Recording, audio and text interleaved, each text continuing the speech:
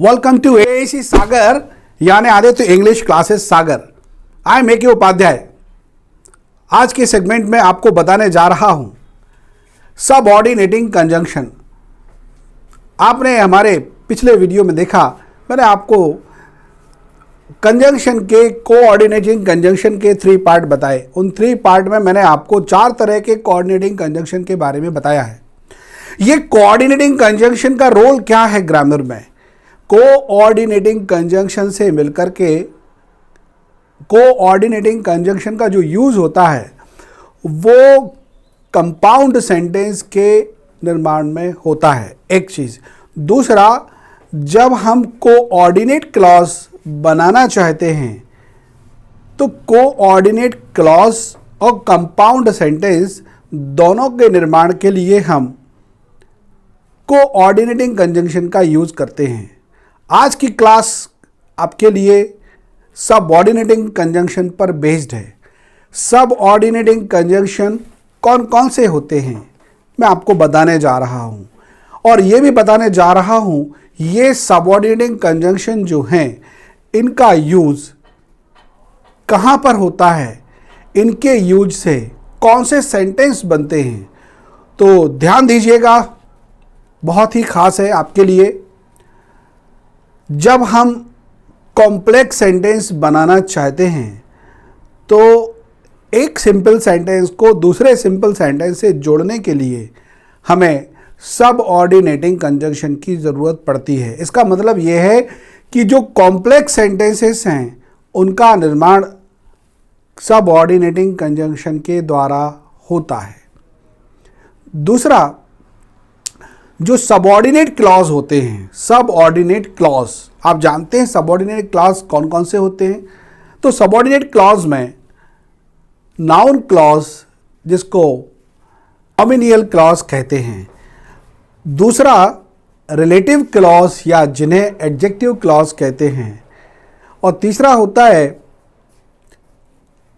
Adverb clause या adverbial clause. इस तरह से आपने देखा 3 तरह के सबऑर्डिनेट क्लॉज का निर्माण हमको इन कंजंक्शन की हेल्प से करना है।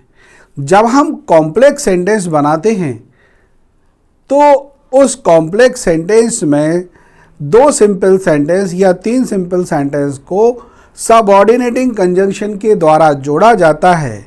सेंटेंस कॉम्प्लेक्स बन जाता है और उसके भीतर जो छोटे छोटे सेंटेंसेस होते हैं उन सेंटेंसेस में एक प्रिंसिपल क्लॉज होता है और दूसरा सबऑर्डिनेटिंग क्लॉज होता है। सबऑर्डिनेटिंग क्लॉज में या तो नाउन क्लॉज होगा, एडजेक्टिव क्लॉज होगा या एडवर्ब क्लॉज, या जिसको एडवर्बियल क्लॉज भी कहते हैं। तो दोस्तों, आज की क्लास मैं आपको बता रहा था कि आज की क्लास आपके लिए आवश्यक है क्या सीखने के लिए? Subordinating conjunction. सबऑर्डिनेटिंग कंजंक्शन का यूज कैसे करना है, कौन कौन से होते हैं, वो अब आप देखिए। तो सबसे पहले आपको जानना जरूरी है कि सबऑर्डिनेटिंग कंजंक्शन कौन कौन से होते हैं। सबऑर्डिनेटिंग कंजंक्शन 9 काइंड्स के होते हैं। There are 9 kinds of subordinating conjunction. जी हाँ, ये 9 काइंड्स ऑफ सबऑर्डिनेटिंग कंजंक्शन कौन कौन से हैं? तो फर्स्ट होता है सबऑर्डिनेटिंग कंजंक्शन ऑफ टाइम।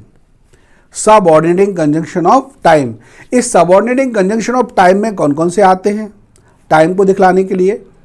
तो as soon as, no sooner than, when, whenever, as long as, until, till, after, before, ये सारे कंजंक्शन का काम करते हैं सबऑर्डिनेटिंग कंजंक्शन ऑफ टाइम की तरह। इसके बाद सेकेंड नंबर पर मैं आपको बताना चाहता हूं सबऑर्डिनेटिंग कंजंक्शन ऑफ प्लेस और डिस्टेंस। तो प्लेस और डिस्टेंस के लिए कौन कौन से होते हैं? प्लेस के लिए आप वेयर का यूज करते हैं, आप व्हेंस का यूज करते हैं, वेयर, व्हेंस। इसी तरह से डिस्टेंस के लिए आप एज फॉर एज का यूज करते हैं। इसके अलावा subordinating conjunction of manner. Third number पर आप क्या देखोगे? सब ऑर्डिनेटिंग कंजंक्शन ऑफ मैनर, जो मैनर को दिखलाता है, ढंग को दिखलाता है। जैसे एज का यूज आप मैनर को दिखलाने के लिए करते हैं। एज इफ का यूज भी मैनर को दिखलाने के लिए होता है, ढंग दिखलाने के लिए। इनके अलावा सबऑर्डिनेटिंग कंजंक्शन ऑफ पर्पस के लिए, उद्देश्य को दिखलाने के लिए आप यूज करते हैं सो दैट को, so that, such that, that. इस तरह से ये 3 कंजंक्शन हैं जो कैसे काम करते हैं? सब ऑर्डिनेटिंग कंजंक्शन ऑफ पर्पस की तरह। Subordinating conjunction of reason, subordinating conjunction of reason, जी हाँ, सबऑर्डिनेटिंग कंजंक्शन ऑफ रीजन में because, for, since, because, for, since, as, ऐसे 4 कंजंक्शन हैं जो रीजन को दिखलाते हैं, कारण को दिखलाते हैं। Subordinating conjunction of condition, condition को दिखलाने के लिए आपको मालूम है इफ का यूज करते हैं, अनलेस का यूज करते हैं, वेदर का यूज करते हैं। ये 3 कंजंक्शन ऐसे होते हैं जिनका यूज प्रायः कंडीशन को दिखलाने के लिए किया जाता है। इफ का यूज और अनलेस का यूज और वेदर का यूज हम कंडीशन को शो करने के लिए करते हैं। इसके अलावा कंसेशन और कंट्रास्ट को दिखलाने के लिए 2 का यूज, दो, ऑल दो, इवन इफ। इनके अलावा एक और है 2 यट। इस तरह से कंट्रास्ट या कंसेशन दिखलाने के लिए हम ये 3 या 4 कंजंक्शन का यूज करते हैं। इसके अलावा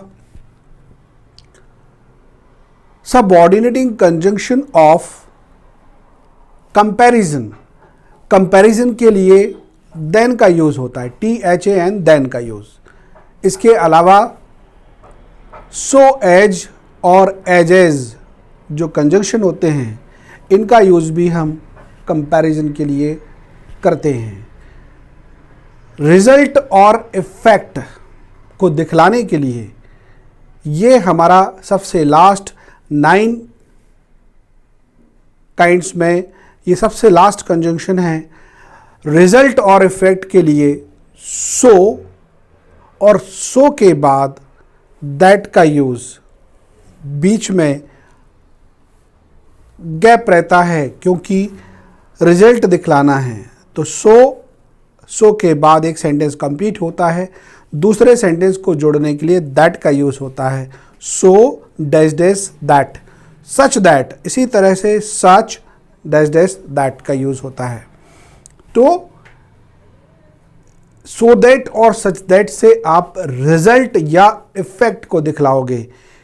किसी भी चीज़ का क्या रिजल्ट है, किसी भी चीज़ का क्या इफेक्ट है, इसको दिखलाने के लिए हम ये रिजल्ट और इफेक्ट वाला सबऑर्डिनेटिंग कंजंक्शन का यूज़ करते हैं।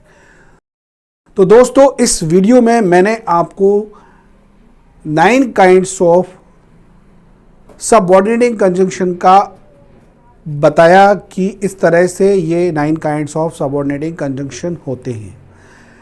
आप हमारे वीडियोस को लगातार देखते रहिए।